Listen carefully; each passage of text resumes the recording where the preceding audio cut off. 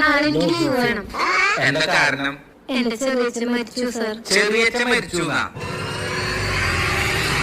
2 മാസം മുന്നേ ചെറിയച്ഛൻ മരിച്ചു എന്ന് പറഞ്ഞ് ലീവ് എടുത്തതാണല്ലോ സാർ. അത് അച്ഛന്റെ ചെറിയച്ഛൻ, ഇത് അമ്മയുടെ ചെറിയച്ഛൻ. അമ്മയുടെ ബന്ധത്തിൽ ചെറിയച്ഛൻ ഇല്ലല്ലോ സാർ. അമ്മയുടെ ഭർത്താവിന്റെ അനിയനാണ് സാർ. സാർ അത് അച്ഛന്റെ ബന്ധത്തിൽ എഴുതിയിരിക്കുന്നത്.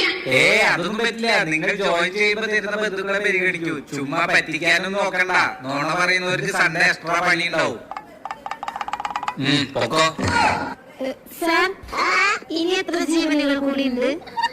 വല്യച്ഛൻ, വല്യമ്മ, മാമി, അമ്മായി, 4 ജീവനുകൾ കൂടി ഉണ്ട്. അപ്പൊ ഇനി 4 ലീവ് കൂടി ഉണ്ട്. Okay sir. ഇപ്പൊ മനസ്സിലായില്ലേ? ദാ എഴുതിക്കോ. സാർ, ഞാൻ നാളെ വന്ന് ജോയിൻ ചെയ്താൽ മതിയോ? എന്ത് പറ്റി? അതല്ല, എന്റെ വല്യച്ഛൻ മരിച്ചു.